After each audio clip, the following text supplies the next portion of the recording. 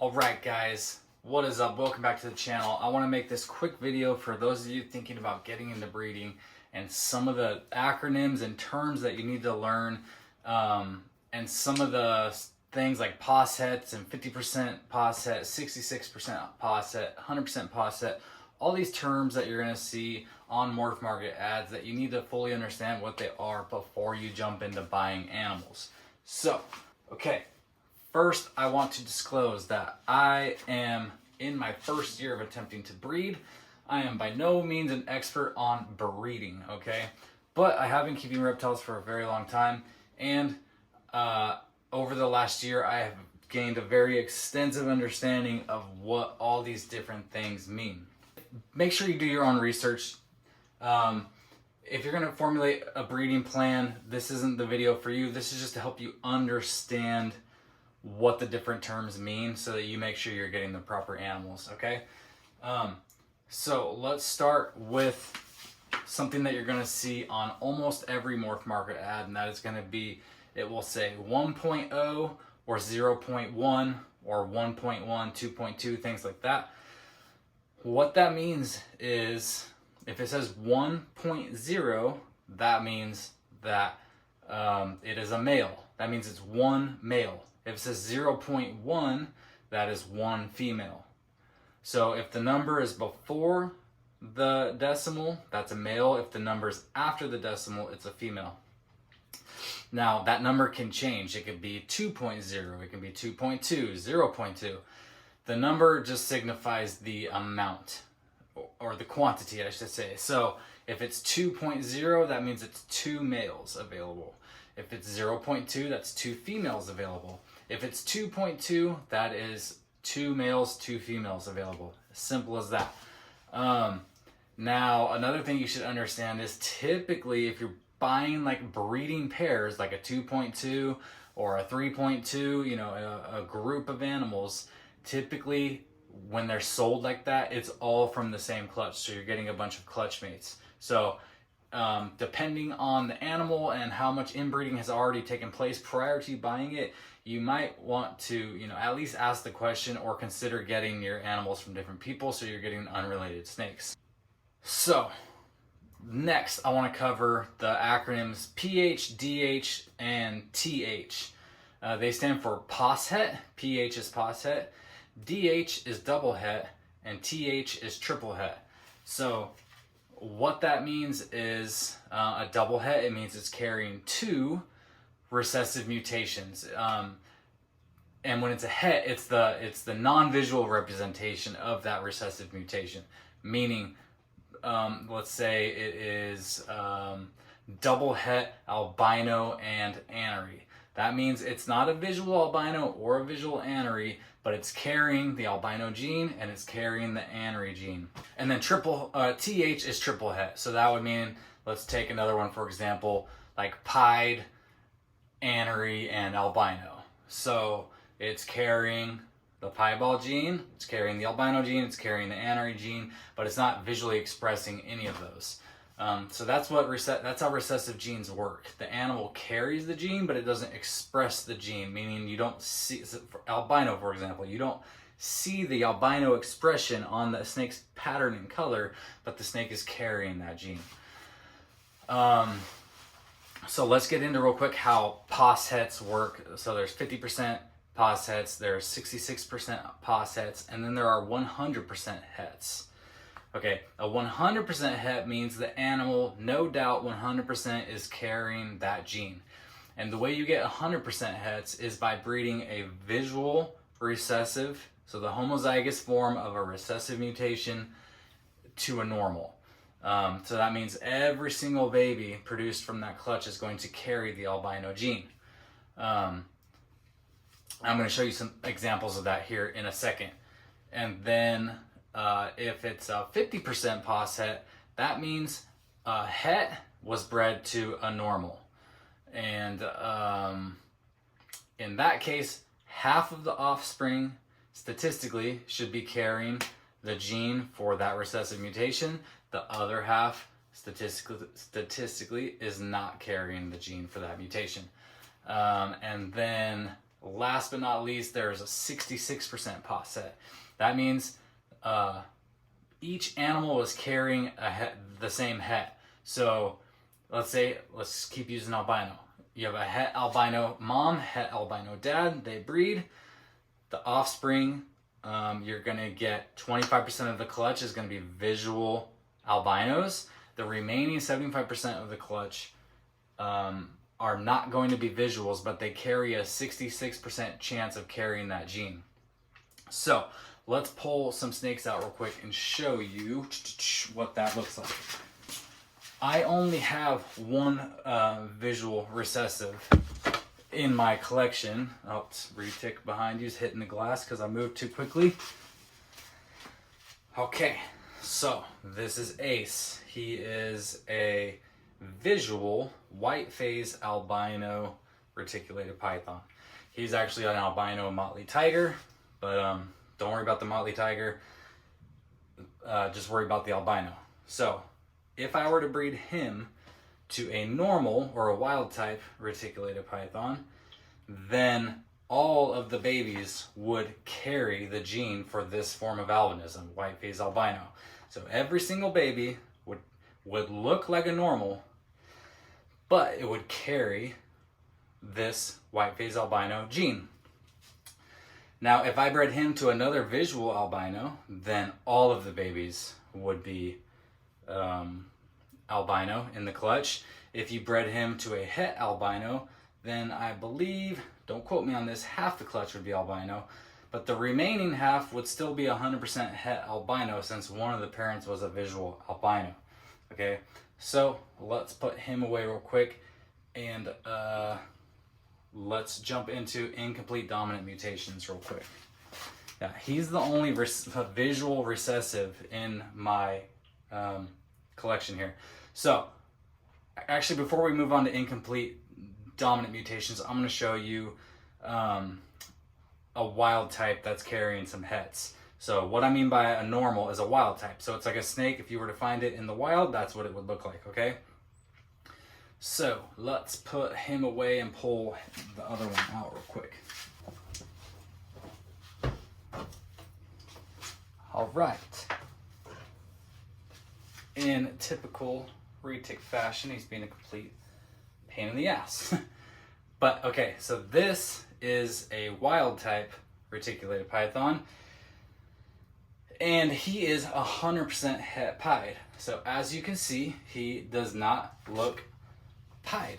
If you know what piebald is or pied, it is where large portions of their pattern are completely blank, white, big white blotches, white underbelly. Sometimes they got white head. It's completely chaotic and unpredictable where the white will show up, but it erases all of this reticulated netting dorsal pattern up here. It erases all of the rosettes, all the color. It makes the snake almost completely gray, and then there's just big, large blotches of white throughout the snake's body. So, but he carries the gene. So if I bred him to a normal, another one just like himself, all the babies would also be normal, but half of them would be carrying the pied gene also. If I bred him to another het, which I do have other het pied, I have a het pied female, so if I bred him to her, then 25% of the offspring would be visual piebald babies. The remaining 75% of the clutch would be 66% chance of carrying the gene. Again, no way of actually telling which ones are carrying it. It's guesswork at that point, but yeah, 66% of them will be carrying it. The remaining 33% will not be carrying it. Let's put him away. He is rambunctious. Everybody's acting super crazy today for some reason. Okay, I think we hammered recessive mutations enough. It can be pretty hard to understand if you're new to all this, but trust me, it gets easier with time. You'll get it. Just stick with it. You got to be obsessed about it. You got to be passionate about it, or else you're not going to properly learn it. So now I'm going to pull out an incomplete dominant mutation. This is known as a phantom, And incomplete dominants work completely different than recessive mutations.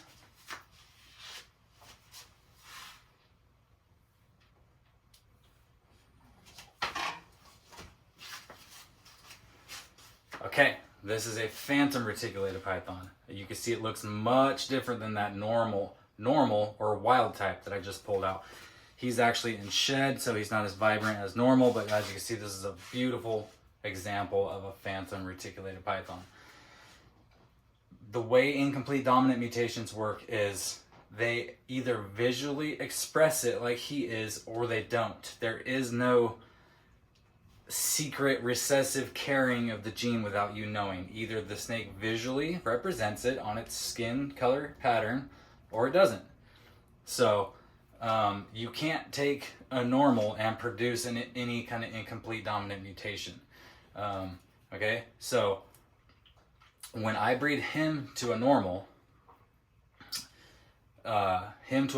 female superdwarf retic, then half of the babies are going to be phantoms just like him, and half of them are not. And the half that are not phantoms do not carry the phantom mutation. They are just normals. Now, the cool thing about incomplete dominant mutations is there's super versions of incomplete dominant mutations. So what that means is if I were to take him and breed him to a phantom female, so picture this same snake but a female, all the babies would be super phantoms. Every single one of them, the whole entire clutch. And the crazy thing about super phantoms is oftentimes they don't look anything like the original mutation. Sometimes they do kind of represent it, but oftentimes they don't. Now, the cool thing about super phantoms is they are a pure white snake. They look like they're like a form of leucistic, essentially. I don't think it's a true leucism. It's just an all white snake, and they are super beautiful. So yeah, that's, oh, and one other thing about it, supers, if you were to take that super phantom, the all white snake, and breed it to a normal, then all the offspring would be phantoms, not super phantoms. They would all be phantoms. So you wouldn't have all white snakes. You would have a whole clutch of snakes that look like this. So that's pretty cool. And one other thing to note, I don't know if it's worth noting or not, maybe you already know this, but incomplete dominant mutations and recessive mutations can be stacked on top of each other. So you can have an albino phantom, you can have a pied phantom, you can have an anery phantom, ocelot phantom, orange ghost stripe phantom, whatever recessive mutations you want to stack on top of it, you can, as long as both parents are carrying the mutation. So if he was carrying het albino and I bred him to a female that was het albino, then you would get albino phantoms, you would get normal phantoms, so on and so forth. And the cool thing about this particular incomplete dominant mutation is if you cross it with another recessive mutation known as orange ghost stripe, then some of the babies in the clutch produced will be cows.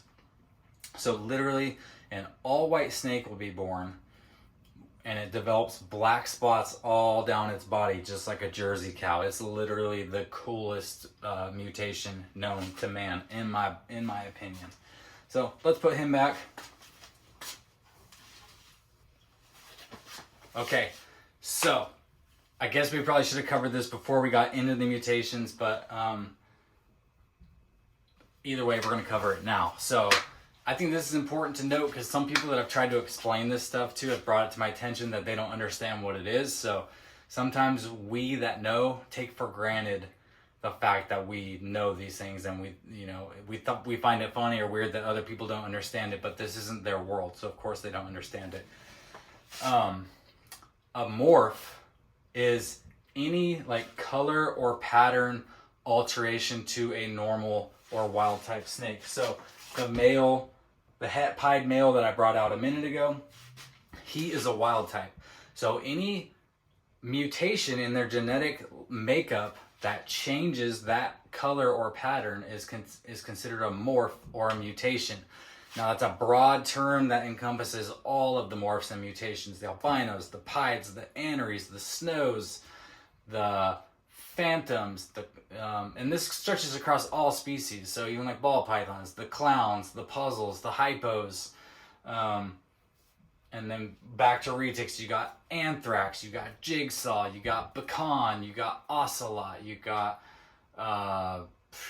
Aztec, you got marbles, you got purples, lavenders, whites, mochinos, caramels, mochas, orange glows. The list goes on and on and on and on and on. So morphs and mutations encompass all of those. And then normals and wild types are like what you would find if, like, there's a damn mosquito in here.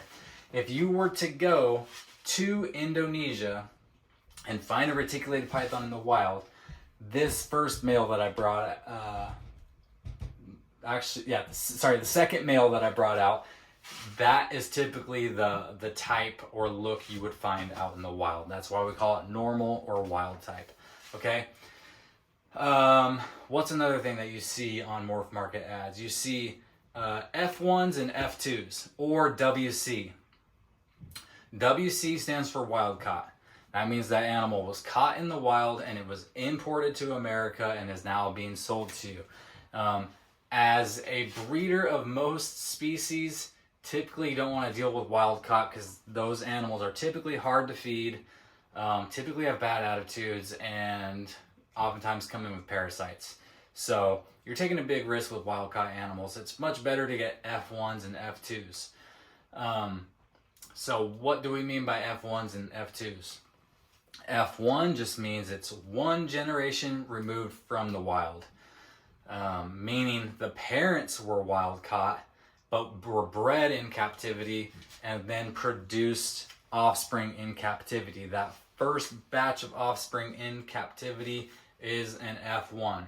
Now, if you were to take those babies and breed them together, that second round of offspring would be considered F2. So all it is signifying is how far removed from the wild that clutch of babies is. It's as simple as that. Okay, what else? Another thing you'll see is USCBB or USCB, and that means it's US captive born. So that means the parents were caught in the wild, bred, and the babies were born in captivity. USCBB means it's US captive bred and born. So the parents were produced in captivity, reproduced, and then their babies were also born in captivity. So that's USCBB just means that there's no wild caught, immediate wild caught lineage in that snake at all. It was 100% born and bred in the United States. Okay. Let's see, what else is there to cover? All right, guys, short and sweet video. I hope that helped clear a lot of things up for you. You got to see some really awesome snakes, and stay tuned to my channel. Please subscribe because we got a pairing going on down here right now, with hopes of, let me just pull the phone down and show you real quick.